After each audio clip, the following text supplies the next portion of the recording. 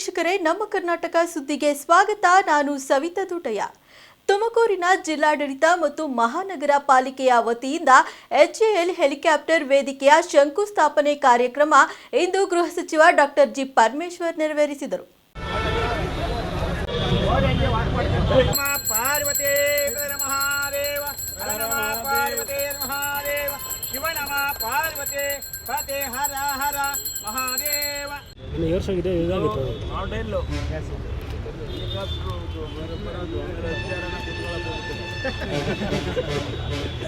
HAL ವೇದಿಕೆಯ ಶಂಕುಸ್ಥಾಪನೆಯನ್ನ ಇಂದು ತುಮಕೂರು ಮಹಾನಗರ ಪಾಲಿಕೆಯ ಆವರಣದಲ್ಲಿ ಗೃಹ ಸಚಿವ ಡಾಕ್ಟರ್ ಜಿ ಪರಮೇಶ್ವರ್ ನೆರವೇರಿಸಿದ್ದು,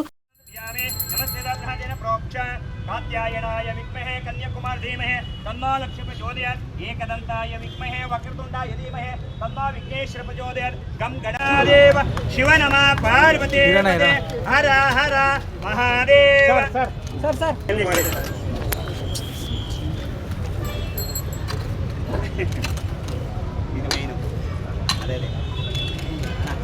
ನಮಸ್ಕಾರ.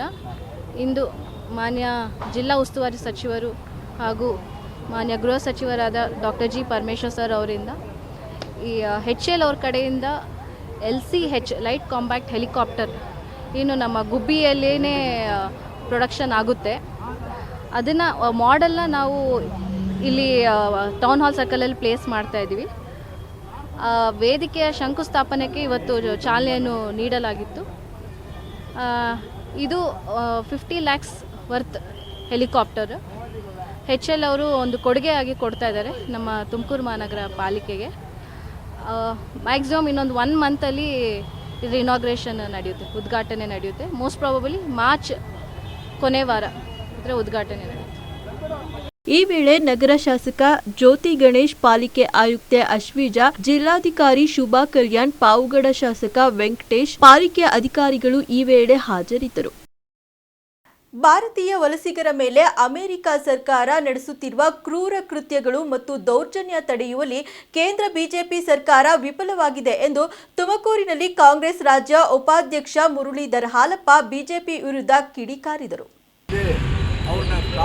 ತುಮಕೂರಿನ ಡಿಸಿ ಕಚೇರಿ ಮುಂದೆ ಪ್ರತಿಭಟನೆ ನಡೆಸಿ ಮಾತನಾಡಿದ ಮುರಳೀಧರ್ ಹಾಲಪ್ಪ ಅವರು, ಭಾರತೀಯ ಪ್ರಜೆಗಳನ್ನ ಅಮೆರಿಕನ್ ಸರ್ಕಾರವು ಅನಾಗರಿಕವಾಗಿ ನಡೆಸಿಕೊಂಡಿದೆ. ಆದರೆ ಭಾರತದ ಕೇಂದ್ರ ಸರ್ಕಾರ ಭಾರತೀಯರ ರಕ್ಷಣೆ ಮತ್ತು ಅವರ ಪರವಾಗಿ ನಿಲ್ಲುವಲ್ಲಿ ನಿರ್ಲಕ್ಷ್ಯ ವಹಿಸಿದೆ. ಯುದ್ಧ ವಿಮಾನದಲ್ಲಿ ಅವರನ್ನ ಕರೆತಂದು ನಮ್ಮ ಪ್ರಜೆಗಳನ್ನ ಅತಿ ಹೀನಾಯವಾಗಿ ನಡೆಸಿಕೊಂಡಿದ್ದಾರೆ. ದೇಶಭ್ರಷ್ಟರಾಗಿರುವ ಭಾರತೀಯರನ್ನ ಕರೆತರಲು ಮೋದಿ ಸರ್ಕಾರ ಒಂದೇ ಒಂದು ವಿಮಾನ ವ್ಯವಸ್ಥೆ ಮಾಡಿಲ್ಲ. ಹಾಗಾಗಿ ಭಾರತೀಯರು ಅತ್ಯಂತ ಕಠಿಣ ಪರಿಸ್ಥಿತಿಯನ್ನ ಎದುರಿಸುತ್ತಿದ್ದಾರೆ. ಆದ್ದರಿಂದ ಭಾರತದ ಗೌರವಾನ್ವಿತ ರಾಷ್ಟ್ರಪತಿಗಳೇ, ಮೋದಿ ಸರ್ಕಾರದ ವಿರುದ್ಧ ಕೂಡಲೇ ಕ್ರಮ ಕೈಗೊಳ್ಳಬೇಕು ಮತ್ತು ನಿರಾಶ್ರಿತರಿಗೆ ರಕ್ಷಣೆ ನೀಡುವಂತೆ ಆದೇಶ ನೀಡಬೇಕೆಂದು ವಿನಂತಿ ಮಾಡಿದರು.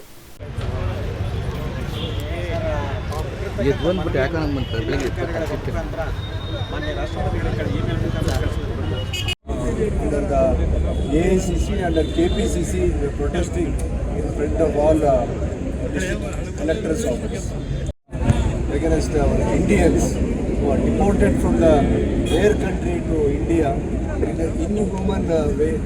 This is the act. We always protect the interest of our Indians. Whatever may be the Ambedkar ಅಭಿವೃದ್ಧಿ ನಿಗಮ ಕಚೇರಿ ಮೇಲೆ ಲೋಕಾಯುಕ್ತ ಅಧಿಕಾರಿಗಳು ದಾಳಿ ನಡೆಸಿ ಪರಿಶೀಲನೆ ಮಾಡಿರುವ ಘಟನೆ ನಿನ್ನೆ ತುಮಕೂರಿನಲ್ಲಿ ನಡೆದಿದೆ. ನಗರದ ಅಮರಜ್ಯೋತಿ ನಗರದಲ್ಲಿ ಅಂಬೇಡ್ಕರ್ ಅಭಿವೃದ್ಧಿ ನಿಗಮದ ಕಚೇರಿ ಮೇಲೆ ಲೋಕಾಯುಕ್ತ ಅಧಿಕಾರಿಗಳ ತಂಡ ದಿಢೀರ್ ದಾಳಿ ಮಾಡಿ ಪರಿಶೀಲನೆ ನಡೆಸಿದ್ದಾರೆ. ಭೂ ಒಡೆತನ ಯೋಜನೆ, ಗಂಗಾ ಕಲ್ಯಾಣ ಸೇರಿದಂತೆ ವಿವಿಧ ಯೋಜನೆಗಳ ಸಾಲ ವಿತರಣೆ ಯೋಜನೆಗಳಲ್ಲಿ ಭಾರಿ ಅವ್ಯವಹಾರ ನಡೆದಿದೆ ಎಂಬ ದೂರಿನ ಮೇರೆಗೆ ಈ ದಾಳಿ ನಡೆದಿದೆ ಎನ್ನಲಾಗಿದೆ. ಲೋಕಾಯುಕ್ತ ಎಸ್ಪಿ ಲಕ್ಷ್ಮೀನಾರಾಯಣ್ ನೇತೃತ್ವದಲ್ಲಿ DYSP HG Ramakrishna, inspector Shivarudrappa Meti ಮತ್ತಿತರರ ತಂಡ ಪರಿಶೀಲಿಸಿದ್ದಾರೆ.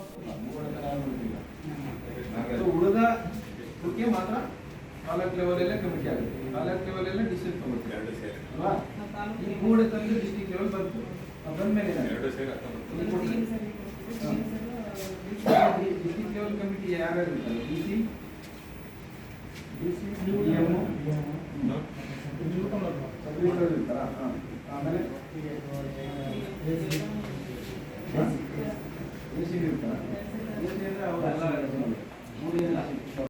2019 ಫೆಬ್ರವರಿ 2ರಂದು ತುಮಕೂರು ಜಿಲ್ಲೆ ಕುಣಿಗಲ್ ತಾಲೂಕಿನ ಸಂತೆಮಾವತ್ತೂರು ಬಳಿ ಕೊಲೆಯಾಗಿದ್ದ ಪೆಟ್ರೋಲ್ ಬಂಕ್ನಲ್ಲಿ ಕೆಲಸ ಮಾಡುತ್ತಿದ್ದ ಯುವತಿಯ ಹತ್ಯೆ ಮಾಡಿದ್ದ ಆರೋಪಿಗೆ ಜೀವಾವಧಿ ಶಿಕ್ಷೆ 1 ಲಕ್ಷ ರೂಪಾಯಿ ದಂಡ ವಿಧಿಸಿ ತುಮಕೂರು ನ್ಯಾಯಾಲಯ ತೀರ್ಪು ಪ್ರಕಟಿಸಿದೆ.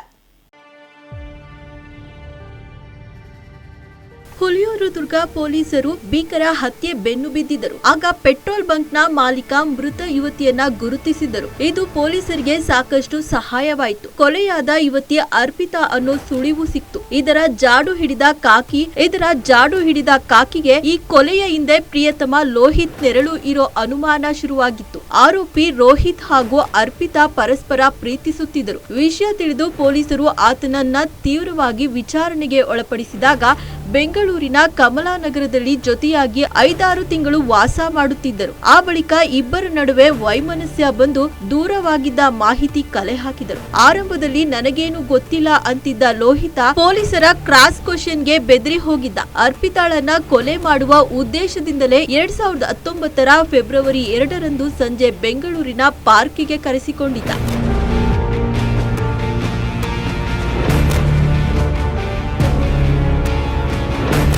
ಪಾರ್ಕ್, ಹೋಟೆಲ್ ಹೀಗೆ ಎಲ್ಲಾ ಕಡೆ ಸುತ್ತಾಡಿಸಿ ಯಶವಂತಪುರ ನೆಲಮಂಗಲ ಮಾರ್ಗವಾಗಿ ತುಮಕೂರಿನ ಕುಣಿಗಲ್ ತಾಲೂಕಿನ ಸಂತೆಮಾವತ್ತೂರು ಬಳಿ ರಾತ್ರಿ ಕರೆದುಕೊಂಡು ಬಂದಿದ್ದು ನಿರ್ಜನ ಪ್ರದೇಶದಲ್ಲಿ ಬೈಕ್ನಿಂದ ಬೀಳಿಸಿ ಚಪ್ಪಲಿ ಕಾಲಿನಿಂದ ಕುತ್ತಿಗೆ ಎಸುಕಿದ್ದ. ಆಕೆ ಸತ್ತಿದ್ದಾಳ ಇಲ್ಲವಾ ಅನ್ನೋದರ ಖಾತರಿಗೆ ಆಕೆಯ ಮೇಲೆ ಕಲ್ಲು ಬಂಡೆ ಎತ್ತಿ ಹಾಕಿದ್ದ. ತುಮಕೂರಿನ ಜಿಲ್ಲಾ ಸತ್ರ ನ್ಯಾಯಾಲಯದ ನ್ಯಾಯಾಧೀಶರಾದ ಎಚ್ ಅನಂತ್ ಆರೋಪಿಗೆ ಜೀವಾವಧಿ ಶಿಕ್ಷೆ 1 ಲಕ್ಷ ರೂಪಾಯಿ ದಂಡ ವಿಧಿಸಿ ತೀರ್ಪು ಪ್ರಕಟಿಸಿದ್ದಾರೆ. ತೋಟದ ಮನೆಗಳಿಗೆ ರಾತ್ರಿ ಕರೆಂಟ್ ನೀಡಬೇಕೆಂದು ಆಗ್ರಹಿಸಿ ತಿಪಟೂರು ಕೆಇಬಿ ಕಚೇರಿ ಮುಂದೆ ರೈತರು ಪ್ರತಿಭಟನೆ ನಡೆಸಿದರು.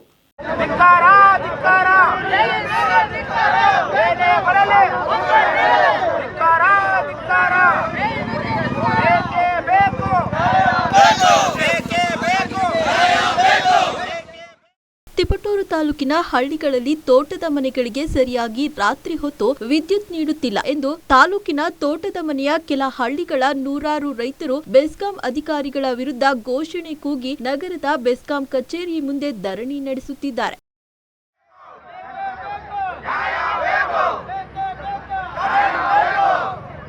ನಮಗೆ ರಾತ್ರಿ ಹೊತ್ತು ತೋಟದ ಮನೆಗಳಿಗೆ ನಿರಂತರವಾಗಿ ಕರೆಂಟ್ ನೀಡುವವರೆಗೂ ನಾವು ಇಲ್ಲಿಂದ ಎದ್ದು ಹೋಗುವುದಿಲ್ಲ. ಕೆಇಬಿ ಕಚೇರಿಗೆ ಬೀಗ ಹಾಕಿ ಮತ್ತು ರಸ್ತೆ ತಡೆ ನಡೆಸಲಾಗುವುದು ಎಂದು ಘೋಷಣೆ ಕೂಗುತ್ತಿದ್ದಾರೆ. ರೈತರು ಅವರು ಬೆಳೆ ಬೆಳೆದು ಅನ್ನ ಆಹಾರ ಉತ್ಪತ್ತಿ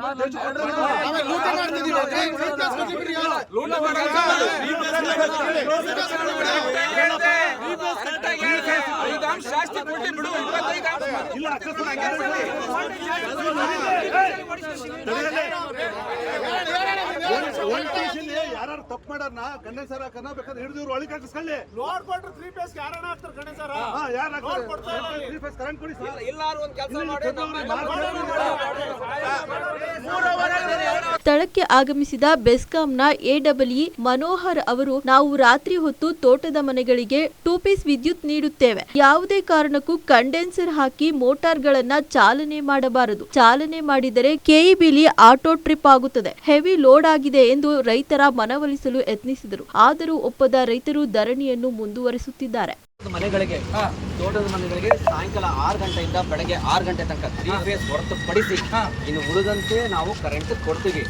ಆದ್ರೆ ಏನು ನಿಮ್ಮ ಮನೆಗಳು ಇದಾವಲ್ಲ ಅದಕ್ಕೆ ಮಿತಿಯಾಗಿ ನಾವು ಕೊಡ್ತೀವಿ.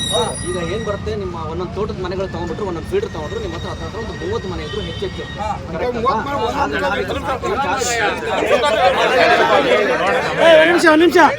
ಫೀಡರ್ ಚಾರ್ಜ್ ಮಾಡಿದಾಗ ಒಂದೊಂದು ಫೀಡರ್ 18ರಿಂದ 20 ಆಂಪ್ಸ್ ಹೋಗ್ತವೆ. ಆಯ್ತಾ, ಅಲ್ಲಿಗೆ ನೀವು 10 ಆಂಪ್ಸ್ಗೆ ನಾವು ಇಟ್ಟಿದ್ದೀವಲ್ಲ. 10 ಆಂಪ್ಸ್ ಹೆಂಗ್ ಗೊತ್ತು ಸರ್? ಆಯ್ತಾ, 10 ಆಂಪ್ಸ್ ಇರಬಾರ್ದು. ಮನೆಗಳು ಅನುಗುಣವಾಗಿ ಕೊಡಿ ಅಂತಿರೋದು. ನೀವು 30 ಮನೆ ಹಾಕೊಂಡ್ರೆ ಎಷ್ಟು ಆಂಪ್ಸ್ ಬರ್ತದೆ ಗೊತ್ತಾ? 2 ಆಂಪ್ಸ್ ದಾಟಲ್ಲ, 4 ಆಂಪ್ಸ್ ದಾಟಲ್ಲ ಅನ್ಕೊಳ್ಳಿ. ಈಗ ಯಾವಾಗ ಅದು ಯಾಕೆ ದಾಟುತ್ತೆ ಅಂದ್ರೆ, ಯಾವಾಗ ಆಟೋ ಸ್ಟಾರ್ಟರ್ಗಳು ಶುರುವಾಗ್ತವೆ, ಸಾಯಂಕಾಲ ನಾವು ಸಿಂಗಲ್ ಫೇಸ್ ಕೊಡ್ತಾರೆ, ಆಟೋ ಸ್ಟಾರ್ಟರ್ ಹಾಕ್ತೀರಾ, ಕಂಡೆನ್ಸರ್ಗಳು ಆಯ್ತಾ, ಇಲ್ಲಿ ಲೋಡ್ ಜಾಸ್ತಿ ಆದಾಗ ಟ್ರಿಪ್ ಮಾಡುತ್ತೆ. ಎಲ್ಲರೂ ಕೂಡ ಯಾರ್ಯಾರು ಹಾಕಿದ್ದಾರೆ ಅವರು ಆಟೋ ಸ್ಟಾರ್ಟರ್ಗಳು ತೆಕ್ಕೊಳ್ಳಿ. ಎಲ್ಲರೂ ಮನೆಗೂ ಮೊದಲು ಹೆಂಗಿರುತ್ತೆ ಹಂಗೆ ಕರೆಂಟ್ ಇರುತ್ತೆ. ಬೆಳಗ್ಗೆ ಸಾಯಂಕಾಲ 6 ಗಂಟೆಯಿಂದ ಹಿಡಿದು ಬೆಳಗ್ಗೆ 6 ಗಂಟೆ ತನಕ ಕರೆಂಟ್ ಇರುತ್ತೆ. ವಿತ್ 3 ಫೇಸ್ ಬಂದಾಗ 3 ಫೇಸ್ ಇರುತ್ತೆ. ಆದ್ರೆ ಯಾವಾಗ ಯಾಕೆ ತೆಗಿಯಲ್ಲ ಎಲ್ಲಾನು ಸಿಟಿ ಒಳಗಿರೋ ಸಿಂಗಲ್ ಫೇಸ್ ಅಲ್ಲಿಗೂ ಫಿಕ್ಸ್ ಮಾಡ್ರಿ 5 ಅಂಶ 10 ಅಂಶ ನೀವು ಬರೇ ರೈತರು ಮಾತ್ರ ಅಲ್ಲಾಡಿಸ್ತೀರ ನೀವು. ಚಿಕ್ಕನಾಯಕನಹಳ್ಳಿ ತಾಲೂಕಿನ ದಂಡಾಧಿಕಾರಿ ಸರ್ವಾಧಿಕಾರಿ ಧೋರಣೆ ತೋರುತ್ತಿದ್ದಾರೆ. ಕಾನೂನನ್ನ ಗಾಳಿಗೆ ತೂರಿ ಮನಸೋ ಇಚ್ಛೆ ಬೇಕಾದವರಿಗೆ ಸಾಗುವಳಿ ಚೀಟಿ ನೀಡುತ್ತಿದ್ದಾರೆ ಎಂದು ಬಗರ್ ಹುಕ್ಕುಂ ಕಮಿಟಿಯ ಸದಸ್ಯ ಬೇವನಹಳ್ಳಿ ಚನ್ನಬಸವಯ್ಯ ಆರೋಪಿಸಿದ್ದಾರೆ. ತಾಲೂಕಿನ ಶಕ್ತಿ ಭವನದಲ್ಲಿ ಸುದ್ದಿಗೋಷ್ಠಿ ನಡೆಸಿ ಮಾತನಾಡಿದ ಅವರು, ತಹಶೀಲ್ದಾರ್ ಅವರು ಹಿಂದುಳಿದ ಹಾಗೂ ಅಲ್ಪಸಂಖ್ಯಾತರ ಮೇಲೆ ಬೇಜವಾಬ್ದಾರಿ ತೋರುತ್ತಿದ್ದಾರೆ. ಅವರಿಗೆ ಯಾಕೆ ಆ ಸಮುದಾಯಗಳ ಮೇಲೆ ಯಾಕೆ ಅಷ್ಟು ಅಸಹ್ಯ ಎಂದು ಆಕ್ರೋಶ ವ್ಯಕ್ತಪಡಿಸಿದರು. ನಂತರ ಮಾತನಾಡಿದ ಡಿಎಸ್ಎಸ್ ತಾಲೂಕು ಅಧ್ಯಕ್ಷ ರಮೇಶ್ ಎರೆಕಟ್ಟೆ ಮಾತನಾಡಿ, ತಹಶೀಲ್ದಾರ್ ಅವರು ಬಾಬು ಜಗಜೀವನ್ ರಾಮ್ ಭವನದ ವಿಷಯದಲ್ಲಿಯೂ ಕೂಡ ಆಸಕ್ತಿ ತೋರುತ್ತಿಲ್ಲ. ಇತ್ತ ಶಾಸಕರು ಕೂಡ ಇದರ ಬಗ್ಗೆ ತಲೆ ಕೆಡಿಸಿಕೊಳ್ಳುತ್ತಿಲ್ಲ. ತಾಲೂಕಿನಲ್ಲಿ ದಲಿತರನ್ನ ತುಳಿಯುವ ಕೆಲಸವಾಗುತ್ತಿದೆ ಎಂದರು. ಇಡೀ ಕ್ಷೇತ್ರದ ಎಲ್ಲ ಜನರು ತಹಶೀಲ್ದಾರ್ ಆಫೀಸ್ ಮುಂದೆ ದೊಡ್ಡ ಒಂದು ಹೋರಾಟವನ್ನು ಮಾಡಿ ಧರಣಿಯನ್ನು ಮಾಡಿ ಈ ಕ್ಷೇತ್ರದ ಹರಿಜನರನ್ನ ನಾವು ಕಾಪಾಡಬೇಕಾಗೈತೆ, ನಿಮ್ಮಿಂದ ನಾವು ಕಾಪಾಡಬೇಕಾಗೈತೆ.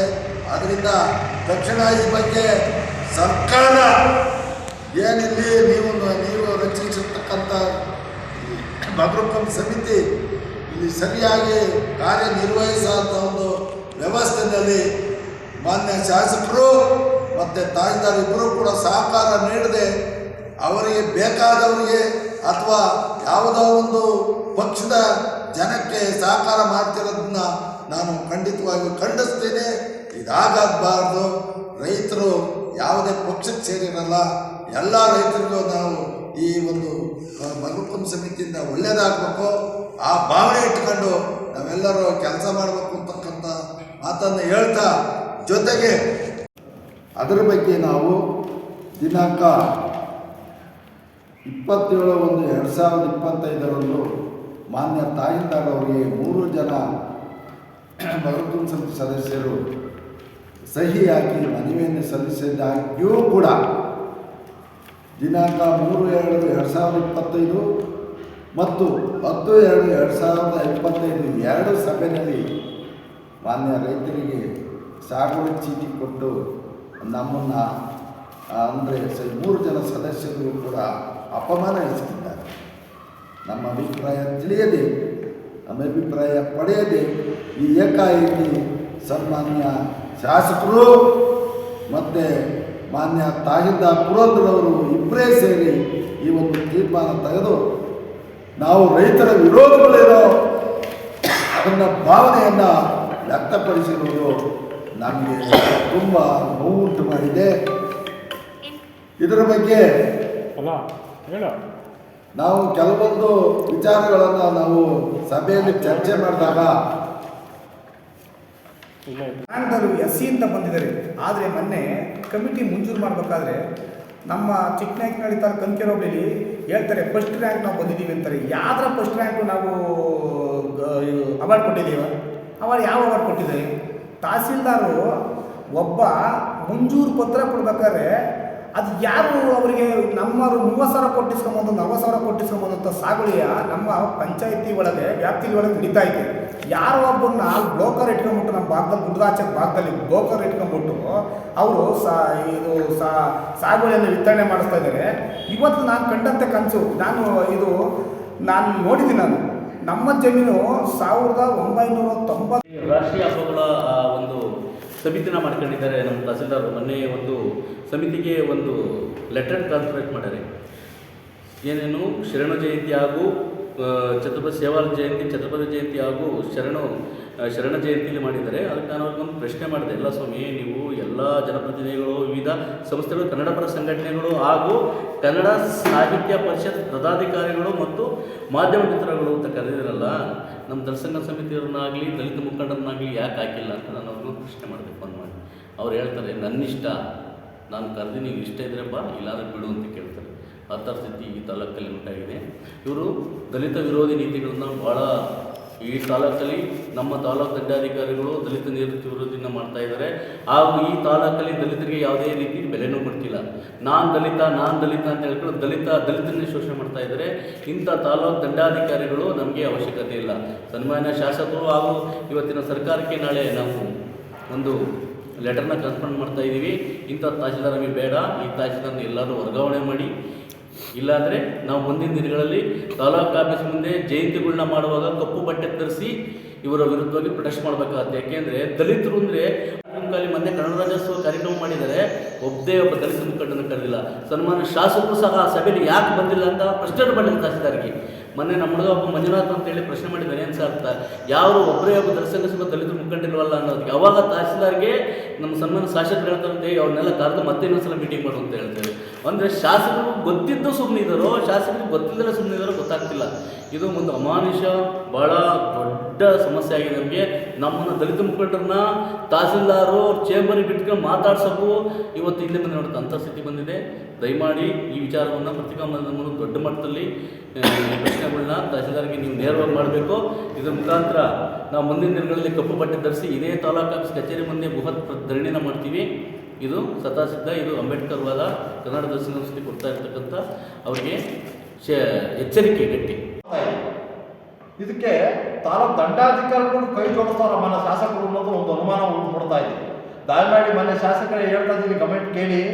ಮುಂದೆ ಹೀಗೆ ನಡೆದ್ರೆ ಉಗ್ರ ಹೋರಾಟ ಮಾಡಬೇಕಾಗುತ್ತೆ. ಯಾಕೆಂದರೆ 3 ವರ್ಷ ಜಯಶ್ರೀ ಮಾಧುಸ್ವಾಮಿ ಆಡಳಿತ ಮಾಡಿದ್ದಾರೆ ನಮ್ಮ ತಾಲೂಕಿನ ಜನ. 3 ವರ್ಷ MLA ನಿಮ್ಮ ಶಾಸಕರು ಸುರೇಶ್ ಬಾಬು ಮಾಡಿದ್ದಾರೆ.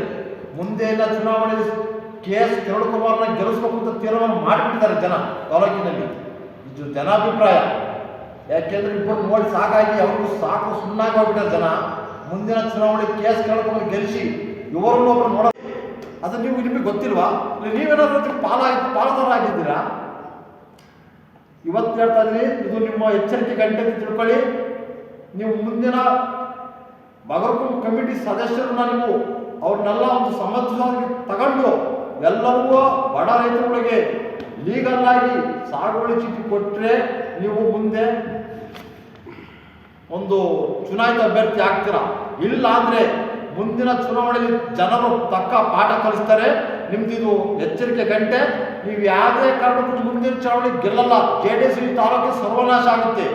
ನಮಗೆ ವಿರೋಧ ಇರೋದು ಬಿಜೆಪಿನ ಸೋಲಿಸಿ KS ಕಿರಣ್ ಕುಮಾರ್ ಅಭ್ಯರ್ಥಿಯನ್ನು ತಾಲೂಕಲ್ಲಿ ಮಾಡಿ ಜನಪರವಾದ ಕೆಲಸ ಮಾಡೇ ಮಾಡ್ತೀವಿ. ಇದು ನನ್ನ ಒಂದು ಷರತ್ತು.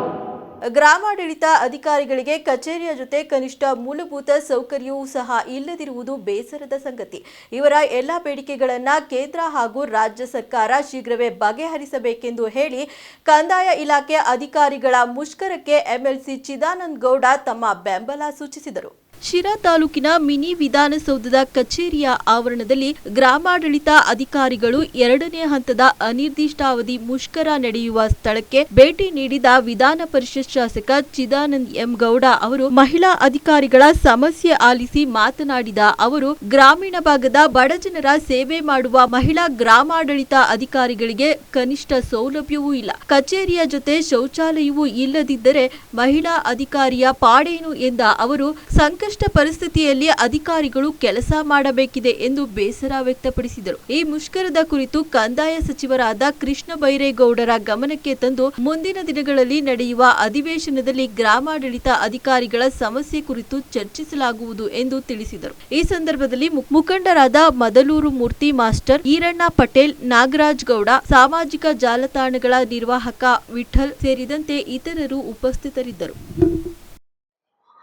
ಗ್ರಾಮ ಆಡಳಿತ ಅಧಿಕಾರಿಗಳ ಕೇಂದ್ರ ಸಂಘ ಇದರ ವತಿಯಿಂದ ಕಳೆದ ಸುಮಾರು ಒಂದು 10 ದಿವಸ ಆಯ್ತಾ, ಒಂದು ವಾರದಿಂದ ನಮ್ಮ ಗ್ರಾಸ್ ರೂಟ್ ಲೆವೆಲಲ್ಲಿ ಕೆಲಸ ಮಾಡುವಂಥ ವಿಲೇಜ್ ಅಕೌಂಟೆಂಟ್ಸ್ ಏನಿದ್ದಾರೆ, ಗ್ರಾಮ ಲೆಕ್ಕಿಗರು, ವಿಲೇಜ್ ಅಸಿಸ್ಟೆಂಟ್ಸ್ ಅಲ್ಲ ನೀವೀಗ, ವಿಲೇಜ್ ಅಡ್ಮಿನಿಸ್ಟ್ರೇಟಿವ್ ಆಫೀಸರ್ಸ್, VAO ಅಂತನಾ, ಗ್ರಾಮಾಡಳಿತಾಧಿಕಾರಿಗಳು ಮುಷ್ಕರಕ್ಕೆ ಕೂತಿದ್ದಾರೆ. ಅವರ ನ್ಯಾಯಯುತ ಬೇಡಿಕೆಗಳೇನಿದೆ, ಇವತ್ತು ಎಲ್ಲ ಒಂದು ಕಡೆ ಯಾವುದೇ ಜಮೀನಿಗೆ ಸಂಬಂಧಪಟ್ಟಂತೆ ಅಥವಾ ಇನ್ಯಾವುದೇ ವಿವಾದಗಳಿಗೆ ಸಂಬಂಧಪಟ್ಟಂತೆ ರೈತರಿಗೆ ಬೇಕಾದಂಥ ಯಾವುದೇ ರೀತಿಯ ಖಾತೆ ಇನ್ನೊಂದು ಮತ್ತೊಂದು ಮಾಡಬೇಕಂದ್ರೂ ಕೂಡ ಮೂಲ ಇವರ ಒಂದು ರಿಪೋರ್ಟು ಭಾಳ ಮುಖ್ಯ ಆಗುತ್ತೆ. ಅದು ತಹಶೀಲ್ದಾರ್ ಕ್ರಮ ಕೈಗೊಳ್ಳಬೇಕಾದ್ರೂ ಕೂಡ ಆ VAOಗಳು ಏನು ರಿಪೋರ್ಟ್ ಕೊಡ್ತಾರೆ ಅದರ ಆಧಾರದ ಮೇಲೆ ಇಲ್ಲಿ ಮುಂದೆ ಕ್ರಮ ಕೈಗೊಳ್ಳುವಂಥದ್ದಾಗುತ್ತೆ. ಆದರೆ ಎಲ್ಲೋ ಒಂದು ಕಡೆ ಅವರೆಲ್ಲ PUC ವಿದ್ಯಾಭ್ಯಾಸ ಮಾಡಿ ಅವರ ಮೆರಿಟ್ ಮಾನದಂಡ ಅರ್ಹತೆ ಅವರಿಗೆ ಅವರ ಮೆರಿಟ್ ಆಧಾರದ ಮೇಲೆ ಆಯ್ಕೆಯಾಗಿ ಕೆಲಸ ಮಾಡ್ತಿದ್ದಾರೆ. ಆದರೆ ಅವರ ಬೇಡಿಕೆ ಏನಿದೆ ಅಂತ ಹೇಳಿದ್ರೆ, ಅವರು ಸುಮಾರು ಶಿರಾ ತಾಲೂಕಲ್ಲಿ 66 ವಲಯಗಳು ಅಂತ ವಿಂಗಡಿಸಿ ಅವ್ರಿಗೆ ಕೊಟ್ಟಿದ್ದಾರೆ. ಆ 66 ವಲಯಗಳಲ್ಲಿ ಎಲ್ಲೂ ಕೂಡ ಅವ್ರಿಗೆ ಕೂತು ಕೆಲಸ ಮಾಡೋದಕ್ಕೆ ಅವ್ರದ್ದೇ ಆದಂಥ ಒಂದು ಕಚೇರಿ ಇಲ್ಲ, ಅಥವಾ ಗ್ರಾಮ ಪಂಚಾಯತ್ಗಳಲ್ಲೂ ಕೂಡ ಆ ವ್ಯವಸ್ಥೆ ಇಲ್ಲ. ಆ ಕಾರಣಕ್ಕಾಗಿ ಅವರು ಟೆಕ್ನಿಕಲಿ ಸಾಕಷ್ಟು ಸಮಸ್ಯೆಗಳನ್ನು ಎದುರಿಸ್ತಾ ಇದ್ದಾರೆ. ಒಂದು, ಅವ್ರಿಗೆ ಬೇಕಾದಂಥ ಕಡತಗಳನ್ನು ಅವರು ಮೊಬೈಲ್ ಆಫೀಸ್ ಥರ ಅವ್ರು ಹೆಗಲಕ್ಕೆ ನೇತಾಕೊಂಡು ಹೋಗಬೇಕು, ಅವ್ರಿಗೆ ಆಫೀಸ್ ಇಲ್ಲ, ಅಥವಾ ಯಾವುದೇ ವೆಹಿಕಲ್ ಕೊಟ್ಟಿಲ್ಲ. ಅದರ ಜೊತೆಗೆ ಅವ್ರಿಗೆ ಬೇಕಾದಂಥ ಲ್ಯಾಪ್ಟಾಪ್ಗಳು ಏನು ಇವತ್ತಿನ ಅವರ ಅಡ್ವಾನ್ಸ್ಡ್ ಟೆಕ್ನಾಲಜಿ ಯೂಸ್ ಮಾಡ್ಕೊಂಡು ಅವರು ಕೆಲಸ ಮಾಡಬೇಕು ಅಂತ ಹೇಳಿದ್ರೆ, ಅವ್ರಿಗೆ ಹಳ್ಳಿ ಕಡೆ ಅವರು ಕಂಪ್ಯೂಟರ್ಗಳನ್ನ ತಲೆ ಮೇಲೆ ಇಟ್ಕೊಂಡು ಹೋಗೋಕ್ಕಾಗಲ್ಲ. ಅದಕ್ಕೆ ಬದಲಾಗಿ ಅವ್ರಿಗೊಂದು ಲ್ಯಾಪ್ಟಾಪ್ ಕೊಡಬೇಕಾಗತ್ತೆ, ಅಥವಾ ಒಂದು ಆಂಡ್ರಾಯ್ಡ್ ಫೋನ್ ಕೊಡಬೇಕಾಗತ್ತೆ. ಇವೆಲ್ಲ ವ್ಯವಸ್ಥೆ ಮಾಡಿ ಕೊಡಬೇಕು ಅನ್ನೋದು ಅವ್ರ ಬೇಡಿಕೆ ಆಗಿದೆ. ಅದರ ಜೊತೆಗೆ ಸಹಜವಾಗಿ ಈಗ ಇಷ್ಟೊಂದು ಜನ ಹೆಣ್ಮಕ್ಳಿದ್ದಾರೆ, ಇವರೆಲ್ಲ ರಾಜ್ಯದ ಬೇರೆ ಬೇರೆ ಜಿಲ್ಲೆಗಳಿಂದ ಬಂದಿದ್ದಾರೆ. ವಿಜಯಪುರ, ಬಾಗಲಕೋಟ, ದಾವಣಗೆರೆ, ಚಿತ್ರದುರ್ಗ, ಈ ಎಲ್ಲ ಭಾಗಗಳಿಂದ ಬಂದಿದ್ದಾರೆ. ಹಾಗೆ ನಮ್ಮ ಗಂಡು ಮಕ್ಕಳು ಕೂಡ ಅಷ್ಟೇ. ಎಲ್ಲೋ ಒಂದು ಕಡೆ ಸಹಜವಾಗಿ ಎಲ್ಲ ಸರ್ಕಾರಿ ನೌಕರರಿಗೆ ಇರೋ ರೀತಿ ಒಂದಷ್ಟು ವರ್ಷಗಳ ಅವರ ಸರ್ವಿಸ್ ಸೇವೆ ಒಂದು ಕಡೆ ಆದಮೇಲೆ ಅವರಿಗೆ ಟ್ರಾನ್ಸ್ಫರ್ ಕೊಡಬೇಕಾಗಿರೋದು ಅಥವಾ ಕೇಳಬೇಕಾಗಿರೋದು ಅವ್ರ ರೈಟ್ಸ್ ಇದೆ. ಸರ್ಕಾರ ಎಲ್ಲ ನೌಕರರನ್ನು ಒಂದೇ ರೀತಿ ನೋಡಬೇಕಾಗತ್ತೆ. ಅವ್ರಿಗೆ ಈ ರೀತಿ ಅನ್ಯಾಯಗಳನ್ನು ಮಾಡಿ ಅವ್ರ ಮೇಲೆ ಒಂದು ರೀತಿ ಸರ್ಕಾರ ಎಲ್ಲವನ್ನು ಹೇರೋದು, ಏನಾದರೂ ಹೆಚ್ಚು ಕಡಿಮೆ ಆದರೆ ನೀನು ಜವಾಬ್ದಾರ, ನೀನು ಸಸ್ಪೆಂಡ್ ಆಗ್ತೀಯಾ, ನೀನು ಡಿಸ್ಮಿಸ್ ಆಗ್ತೀಯಾ, ಇದೊಂದು ಆಯುಧ. ನೀನು ಹೆಚ್ಚು ಕಡಿಮೆ ಮಾಡಿದ್ರೆ ನೀನು ಡಿಸ್ಮಿಸ್ ಆಗ್ತೀಯಾ, ಮನೆಗೆ ಹೋಗ್ತೀಯಾ. ಅವ್ರು ಈ ಕಡೆ ಬದುಕೋಕ್ಕೂ ಆಗದೆ ಅವರೊಂಥರ ಅತಂತ್ರವಾಗಿ ಬದುಕ್ತಾ ಇದ್ದಾರೆ. ಹಾಗಾಗಿ ಅವರೆಲ್ಲ ವಿದ್ಯಾವಂತರಿದ್ದಾರೆ, ಅವ್ರಿಗೊಂದೊಳ್ಳೆ ಒಳ್ಳೆ ರೀತಿ ಪ್ರೋತ್ಸಾಹ ಬೇಕಾಗುತ್ತೆ, ಸರ್ಕಾರ ಗಮನ ಹರಿಸ್ಬೇಕಾಗತ್ತೆ. ಈ ಕಡೆ ಎಲ್ಲದಕ್ಕೂ ಕೂಡ ಹೋರಾಟ ಆದ ತಕ್ಷಣ ಸಂಬಂಧಿಸಿದ ಅಧಿಕಾರಿಗಳ ಮುಖಾಂತರ ಇವತ್ತು ತಹಶೀಲ್ದಾರ್ ಕಚೇರಿ ಮುಂದೆ ಕೂತಿದ್ದಾರೆ, ಒಂದು ವಾರದಿಂದ ಕೂತಿದ್ದಾರೆ. ಸರ್ಕಾರ ಏನು ಮಾಡ್ತಾ ಇದೆ? ಸರ್ಕಾರಕ್ಕೆ ಜ್ಞಾನೋದಯ ಆಗಿಲ್ವಾ ಇನ್ನೂ ಇದ್ರ ಬಗ್ಗೆ? ಅವ್ರು ತರಿಸ್ಕೋಬೇಕು, ವರದಿ ತರಿಸ್ಕೋಬೇಕು, ಏನು ಅವ್ರ ಬೇಡಿಕೆ. ಈಗ ಎಲ್ಲ ಒಂದು ಕಡೆ ಅವರು ಒಂದೊಂದು ತಿಂಗಳು ELಗಳು ಹಾಕ್ಕೊಂಡು ಬಂದ್ಬಿಟ್ಟಿದ್ದಾರೆ. ಇದು ಹೋರಾಟ, ಬನ್ನಿ ಸರ್, ಅವರ ಮೂಲಭೂತ ಹಕ್ಕು. ಅದನ್ಯಾರು ಹೋರಾಟ ಮಾಡಬೇಡ್ರಿ ಅಂತ ತಡೆಯೋದಕ್ಕೆ ಯಾವ ಸರ್ಕಾರಕ್ಕೂ ಕೂಡ ರೈಟ್ಸ್ ಇಲ್ಲ. ಆದರೆ ಅವರು ಹೋರಾಟ ಮಾಡಬೇಕು ಅಂದಾಗ ಇವತ್ತು ಗ್ರಾಮಾಂತರ ಭಾಗದಲ್ಲಿ ಸಹಜವಾಗಿ ಅಲ್ಲಿ ಎಲ್ಲ ರೈತರಿಗೂ ತೊಂದರೆ ಆಗ್ತಾ ಇದೆ. ಅವ್ರು ಬಂದು ಮುಷ್ಕರ ಕೂತಿದ್ದಾರೆ, ಅಲ್ಲಿ ಅವ್ರ ರೈತರ ಕೆಲಸಗಳಾಗ್ತಾ ಇಲ್ಲ, ಅಲ್ಲಿ ಜನಸಾಮಾನ್ಯರ ಕೆಲಸ ಆಗ್ತಾ ಇಲ್ಲ. ಅವೆಲ್ಲ ಅಡಚಣೆಗಳು ಇದೆ ಅಂತ ಗೊತ್ತಾದ ತಕ್ಷಣ ಸರ್ಕಾರ ಒಂದು ರೀತಿ ಜವಾಬ್ದಾರಿಯುತ ಸರ್ಕಾರ ಆದರೆ ಆ ಜವಾಬ್ದಾರಿಯನ್ನ ಕೆಲಸವನ್ನ ಮಾಡಬೇಕಾಗುತ್ತೆ. ನಾವು ನಿಮ್ಮ ಸಮಸ್ಯೆಗಳನ್ನ ಅರ್ಥ ಮಾಡಿಕೊಳ್ಳುತ್ತೇವೆ. ಪ್ರತಿನಿತ್ಯ ನೂರಾರು ರೈತರು ಬಂದು ಕಚೇರಿಗೆ ಅಲೆದಾಡುವ ಪರಿಸ್ಥಿತಿ ಬಂದಿದೆ. ಆದಷ್ಟು ಬೇಗ ನಿಮ್ಮ ಮುಷ್ಕರ ನಿಲ್ಲಿಸಿ ಕರ್ತವ್ಯಕ್ಕೆ ಹಾಜರಾಗುವಂತೆ ಶಾಸಕ ಸುರೇಶ್ ಬಾಬು ಗ್ರಾಮ ಲೆಕ್ಕಾಧಿಕಾರಿಗಳಿಗೆ ಸೂಚನೆ ನೀಡಿದರು. 27 ಪಂಚಾಯತ್ಗೆ ಸೇರು ಡೆಸ್ಕ್ ಟೇಬಲ್ ಇನ್ನೊಂದು ನೀವು ಇದಕ್ಕೆ ಇದರಲ್ಲೊಂದು ರೆಡಿ ಮಾಡ್ಬೋದು. ಸತತ 4ನೇ ದಿನಕ್ಕೆ ಕಾಲಿಟ್ಟ ಆಡಳಿತ ಕಂದಾಯ ಅಧಿಕಾರಿಗಳ ಮುಷ್ಕರ. ಚಿಕ್ಕನಾಯಕನಹಳ್ಳಿ ತಾಲೂಕಿನಲ್ಲಿ ಕಂದಾಯ ಅಧಿಕಾರಿಗಳ ಮುಷ್ಕರ ಸ್ಥಳಕ್ಕೆ ಭೇಟಿ ನೀಡಿದ ಶಾಸಕ ಸುರೇಶ್ ಬಾಬು ನೆಲದ ಮೇಲೆ ಕುಳಿತುಕೊಂಡು ಸಾಮಾನ್ಯರಂತೆ ಗ್ರಾಮ ಲೆಕ್ಕಾಧಿಕಾರಿಗಳ ಸಮಸ್ಯೆ ಆಲಿಸಿದ ಅವರು ಮಾತುಕತೆ ನಡೆಸಿದರು.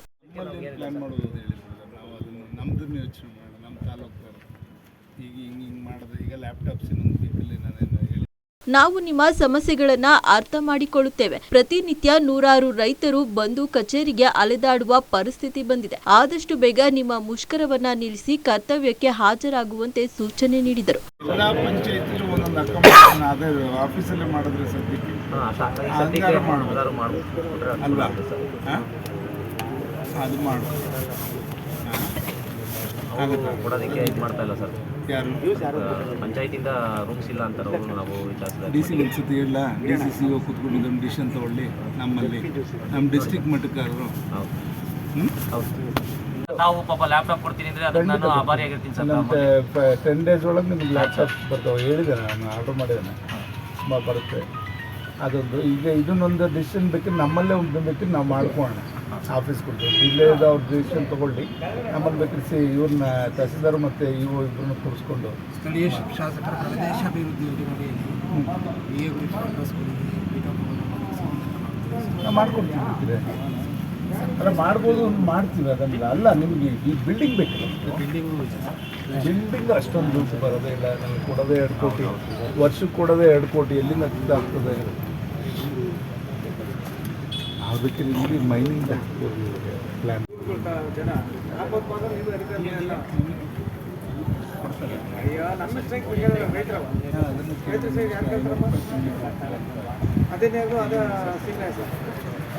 ಸಾಹೇಬ್ರು ಹಳೇದು ಮಾಡಿರೋದು. ನಮ್ಮ ವಿಲೇಜ್ ಅಕೌಂಟೆಂಟ್ ಪೋಸ್ಟಿಂಗ್ ಅಷ್ಟೇ ಸರ್. ಆಮೇಲೆ 3 years ಒಂದು ಕಡೆ ವರ್ಕ್ ಮಾಡಿದ್ರೆ, ಇಲ್ಲ 5 years ಒಂದು ಕಡೆ ವರ್ಕ್ ಮಾಡಿದ್ರೆ, ಬೇರೆ ಎಲ್ಲಿಗಾದರೂ ನಿಮಗೆ ಕೌನ್ಸಿಲಿಂಗಲ್ಲಿ ಪ್ಲೇಸಸ್ ತೊಗೊಳಕ್ಕೆ ಅವಕಾಶ ಸಿಗಂಗೆ ಮಾಡಿದ್ರೆ ಅವಾಗ ಈಸಿ ಆಗುತ್ತೆ ಸರ್. ಆ ಥರ ಪ್ಲ್ಯಾನ್ಗೆ ಆಗ್ತದೆ, ಅದು ಬೆಸ್ಟ್ ಆಗುತ್ತೆ. ಈಗ ಮೊದಲು ಈಗ ಎಜುಕೇಷನಲ್ಲಿದೆ, ಮೆಡಿಕಲಲ್ಲಿದೆ, ಇದರಲ್ಲಿ ಸ್ಟಾಫ್ ನರ್ಸ್ ಇದರಲ್ಲಿ, ಅದು ನಿಮಗೂ ಅದನ್ನು ಮಾಡಿದ್ರೆ ಅನುಕೂಲ ಆಗುತ್ತೆ. ನೀವು ಎಲ್ಲಿ ಬೇಕಿತ್ತು ಸಿಗುತ್ತೆ ಅದನ್ನು ನೀವು apply first come first higher ಇದನ್ನು ಮಾಡ್ತಾರೆ, ಸಿಗುತ್ತೆ. ಅದು ಬೆಸ್ಟ್ ಇರುತ್ತೆ. ಇಲ್ಲ ನಿಮಗೆ ಟ್ರಾನ್ಸ್ಫರ್ ಮಾಡೋಕ್ಕಾಗಲ್ಲ, ಅದೇ ಒಂದು ದೊಡ್ಡ ಇದಾಗುತ್ತೆ. ಎಲ್ಲ ರೋಡ್ ಸ್ಟೇಟ್ ವಾಸ್ಟ್ ಇದೆ. ಹೆಂಗೆ ಎಜುಕೇಷನಲ್ಲಿ ಆನ್ಲೈನಲ್ಲೇ ಇದು ಮಾಡಿಕೊಂಡು ಯಾರು ಕೇಳ್ತಾರೋ ಟ್ರಾನ್ಸ್ಫರ್ಸ್ ಅಂಥವ್ರಿಗೆ ಮಾತ್ರ ಟ್ರಾನ್ಸ್ಫರ್ಸ್ ಮಾಡಬೇಕು. ಅದು ಅದೇ ಕೌನ್ಸಿಲಿಂಗ್ ಸಿಸ್ಟಮೇ ಮಾಡಬೇಕು, ಇದನ್ನು ಬೇರೆ ಯಾವುದು ಮಾಡೋಕ್ಕಾಗಲ್ಲ.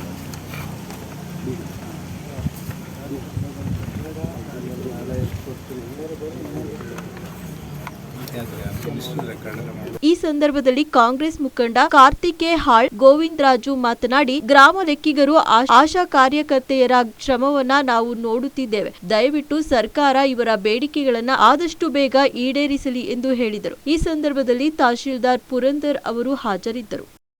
ಆದರೆ ಈ ಸರ್ಕಾರಕ್ಕೆ ಕಣ್ಣಿಲ್ವನ್ರಿ? ಆದ್ರೂ ಇವತ್ತ ಅವ್ರ ನೋವು ನಿಮ್ಗೇನು ಗೊತ್ತಾಗುತ್ತೆ? ಇಡೀ ಹಳ್ಳಿ ಸುತ್ತಾರೆ ಅವರು. ಒಬ್ಬ ಗ್ರಾಮ ಪಂಚಾಯತಿ ವ್ಯಾಪ್ತಿಲಿ ಒಬ್ಬ ಪಿ ಡಿ ಒಗೆ ಎಷ್ಟು ಸುತ್ತಾನೆ, ಸೆಕ್ರೆಟರಿಗಳು ಎಷ್ಟು ಸುತ್ತಾರೆ, ಅವ್ರ PS ಗಳು ಹೆಂಗೆ ಸುತ್ತಾರೆ ಅಂತ ನಮಗೆ ಗೊತ್ತು. ಆದರೆ ಆಶಾ ಕಾರ್ಯಕರ್ತರು ಎಷ್ಟು ಸುತ್ತಾರೆ ಅಂತ ನಮಗೆ ಗೊತ್ತು. ಆದರೆ ಇವ್ರ ನೋವು, ಕೃಷ್ಣ ಬೈರೇಗೌಡ್ರೆ, ನೀವು ಅಮೇರಿಕವಾಗಿ ವಿದ್ಯಾಭ್ಯಾಸ ಮಾಡಿದಿರ, ಆದರೆ ಒಬ್ಬ ಸ್ಥಳೀಯದಲ್ಲಿ ಓದಿರೇನು? ನೀವು ಓದಿದ್ದೀರಾ? ಆದರೆ ಇವ್ರ ನೋವು ಏನು ಗೊತ್ತಾಗುತ್ತೆ ನಿಮಗೆ? ಅವ್ರಿಗೆ ಮೂಲಭೂತ ಸೌಕರ್ಯ ಯಾಕೆ ಕೊಟ್ಟಿಲ್ಲ? ಮೂಲಭೂತ ಸೌಕರ್ಯ ಕೊಟ್ಟರೆ ಏನು ಕೇಳಿದ್ರೆ, ನಿಮ್ಮ ಅಪ್ಪನ ಆಸ್ತಿ ಕೇಳಿರ ಅವರು, ನಿಮ್ಮ ಅವ್ರ ಆಸ್ತಿ ಕೇಳಿರ? ಅವ್ರು ಕೇಳಿರೋದು ಒಂದು ಲ್ಯಾಪ್ಟಾಪು. ಅವರು ಮೂಲಭೂತ ಸೌಕರ್ಯ. ಅವ್ರು ಗ್ರಾಮ ಪಂಚಾಯತಿ ವ್ಯಾಪ್ತಿಲಿ ಒಂದು ಆಫೀಸ್ ಇಲ್ಲ. ಆಫೀಸ್ ಹಾಕಿಲ್ಲ ಅಂದರೆ ಒಬ್ಬ ಅವಾಗ ಆಗಿನ ಕಾಲದಲ್ಲಿ ಅಮೂಲ್ಡಾರು ಅಂತ ಒಂದು ರೂಮ್ ಕೊಡೋರು, ಶ್ರೀರಸ್ತಾರು ಅಂತ ರೂಮ್ ಕೊಡೋರು. ಇವತ್ತು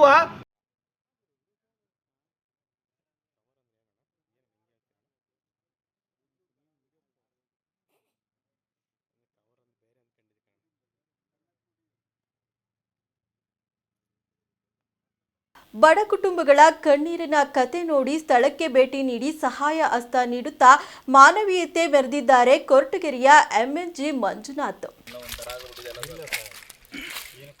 ಹೌದು ವೀಕ್ಷಕರೇ, ಬಡ ರೈತ ಮತ್ತು ನೊಂದ ಮಹಿಳೆಗೆ ಸಾಂತ್ವನ, ಧೈರ್ಯ ತುಂಬುವುದಲ್ಲದೆ ಸಹಾಯ ಹಸ್ತ ನೀಡುತ್ತಾ ಸಮಾಜ ಸೇವೆ ಮಾಡುತ್ತಿದ್ದಾರೆ ಕೊರಟಗೆರೆಯ MNJ ಮಂಜುನಾಥ್ ಅವರು. ಮಳೆಗಾಲದಲ್ಲಿ ದೂರ ನೀರಿಂದ ತೆಂಗಿನಕಾಯಿಲ್ಲ ಸರ್ ನಮ್ಮ ಗಿಡಗಳಿಗೆ ಹಾಗೆ ಹೆಚ್ಚಾಗುತ್ತೆ. ಈ ಸಾರಿ ನೀರದು ಇದು ಸಾಲ ಮಾಡಿ ಇನ್ನೊಂದು ಬೋರ್ ಹಾಕ್ತೀವಿ. ಅದ್ರಾಗೆ 1000 ಅಡಿ ಖರ್ಚಿಗೆ 1.5 ಸೇರಿಸಿದ್ದೀವಿ. 1000 ಅಡಿ ಹೋಗುತ್ತೆ. ಕೊರಟಗೆರೆ ತಾಲೂಕು ಕಸಬಾ ಹೋಬಳಿಯ ದಿನ್ನೆಪಾಳ್ಯದ ರೈತ ತಿಮ್ಮಯ್ಯ ಮತ್ತು ಬಿಡಿಪುರ ಮಹಿಳೆ ಶಿಲ್ಪಾ ಮನೆಗೆ ಭೇಟಿ ನೀಡಿ ತಲಾ 30,000 ಆರ್ಥಿಕ ನೆರವು ನೀಡಿ ಮಾನವೀಯತೆ ಮೆರೆದಿದ್ದಾರೆ. ಒಂಚೂರು ಬೇಗ ಅವ್ರಿಗೆ ಏನಾದರೂ ಫ್ಯಾಮಿಲಿಗೆ ಒಂಚೂರು ತಾಲೂಕಾಡಳಿತದಿಂದ ಏನಾದರೂ ಗೌರ್ಮೆಂಟಿಂದ ಸಹಾಯ ಮಾಡಬೇಕು ಅವ್ರಿಗೆ ಅಂತ ಹೇಳಿದ್ದಾರೆ ಸಾಹೇಬರು. ಖಂಡಿತವಾಗ್ಲೂ ಮಾಡ್ಕೊಡ್ತಾರೆ ಇದನ್ನ ಮಾಡ್ಕೊಡೋಕ್ಕೆ ಏನು ಗೊತ್ತಾ, ಇಂಥ ಟೈಮಲ್ಲಿ ರೈತರುಗಳಿಗೆ ಏನಾದ್ರು ಇತ್ತ ವಿದ್ಯುತ್ ಶಾರ್ಟ್ ಸರ್ಕ್ಯೂಟ್ನಿಂದ ದಿನ್ನೇಪಾಳ್ಯದ ರೈತ ತಿಮ್ಮಯ್ಯ ಮನೆಗೆ ಭೇಟಿ ನೀಡಿ ರೈತ ಕುಟುಂಬಕ್ಕೆ ಧೈರ್ಯ ತುಂಬಿ 30,000 ಆರ್ಥಿಕವಾಗಿ ಸಹಾಯ ಮಾಡಿದರು. ನಂತರ ಬಿಡಿಪುರ ಗ್ರಾಮ ಪಂಚಾಯಿತಿ ಸಿಬಿ ಪಾಳ್ಯದಲ್ಲಿ ಆಕಸ್ಮಿಕ ಬೆಂಕಿಯಿಂದ ಗುಡಿಸಲು ಸುಟ್ಟು ಗಾಯಗೊಂಡು ಆಸ್ಪತ್ರೆಗೆ ದಾಖಲಾಗಿದ್ದ ಮಹಿಳೆಯ ಆರೋಗ್ಯ ವಿಚಾರಿಸಿ 30,000 ಸಹಾಯ ಹಸ್ತ ನೀಡಿದರು. ಬರಕ್ಕಾಗಲಿಲ್ಲ. ನಾವು ನಮ್ಮ ಕಾಂಗ್ರೆಸ್ ಪಕ್ಷದ ಕಾರ್ಯಕರ್ತರಾಗಿ ನಿಮ್ಗೇನಾದರೂ ಹಿಂಗಾಗೋಗ್ಬಿಟ್ಟಿದೆಯಲ್ಲ, ನಮ್ಮ ರೈತರು ಹಿಂಗಾದ್ರೆ ನಮ್ಗೆ ಭಾರಿ ಬೇಜಾರಾಗ್ತದೆ. ಓಕೆನಾ ಜಮ್ಮ, ನಮ್ಮ ಕೈಲಾಗಿ ಸಹಾಯ ನಿಮಗೆ ಮಾಡ್ತೀವಿ. ಮಾತಾಡ್ತೀವಿ. ಆರಾಮಾಗಿದ್ರಲ್ಲ, ಮನೆ ಜಾಸ್ತಿ ಇದಾಗ್ಬಿಟ್ಟಿದೆಯಾ ಗುಡ್ಲು?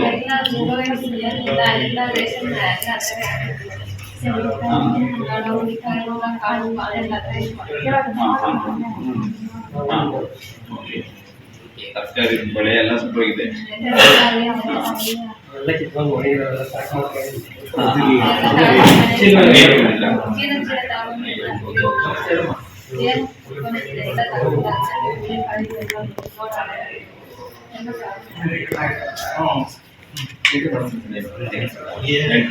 ಸರ್ಕಾರದಿಂದ ಏನಾದರೂ ಬರೋಂಥ ಇದ್ರೆ ಅವನ್ನ ತಪ್ಪಿಸಕ್ಕೆ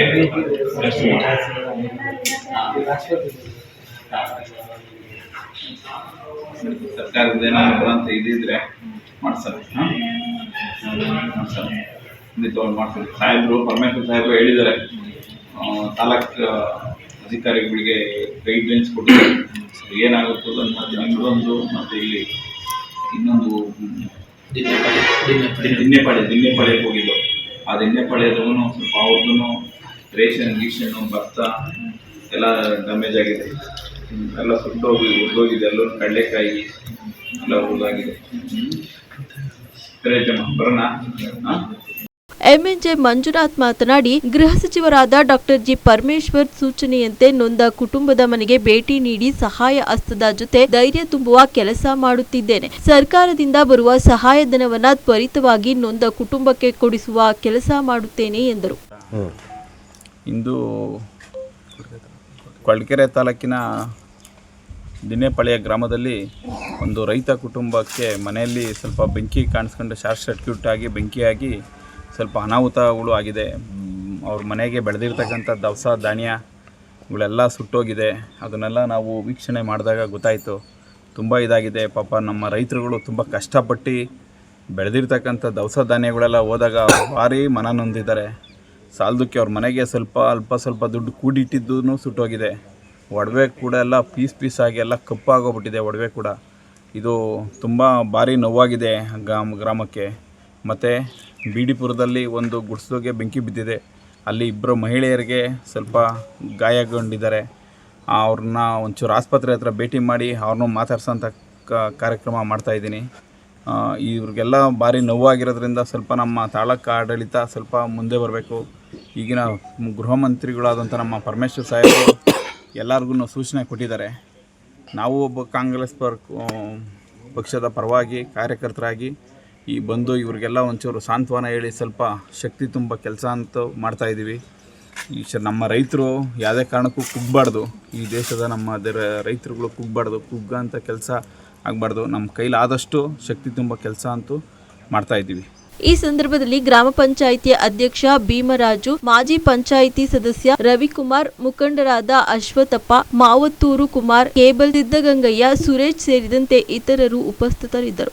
ಕಾರವಾರದಲ್ಲಿ ಕುಸಿದು ಬಿದ್ದಿದ್ದ ಕಾಳಿ ಸೇತುವೆ ತೆರವು ಮಾಡುತ್ತಿದ್ದಾಗ ಪಿಲ್ಲರ್ ಕುಸಿದು ಸ್ಲ್ಯಾಬ್ ಸಮೇತ ನದಿಗೆ ಬಿದ್ದ ಪರಿಣಾಮ ಹೊಸ ಸೇತುವೆಗೆ ಸಂಭವಿಸಬಹುದಾದ ಬಹುದೊಡ್ಡ ಅನಾಹುತ ತಪ್ಪಿದಂತಾಗಿದೆ.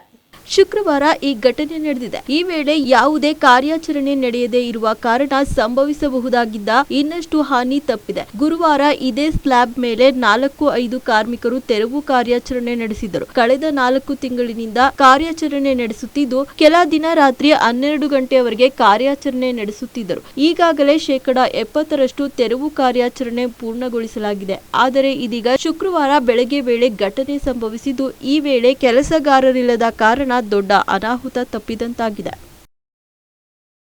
ಇಷ್ಟಿತ್ತು ಈ ಹೊತ್ತಿನ ಸುದ್ದಿ ಮತ್ತು ಮನೋರಂಜನೆಗಾಗಿ ನೋಡ್ತಾ ಇರಿ ನಮ್ಮ ಕರ್ನಾಟಕ ಟಿವಿ. ಇದು ಕನ್ನಡಿಗರ ಭರವಸೆ.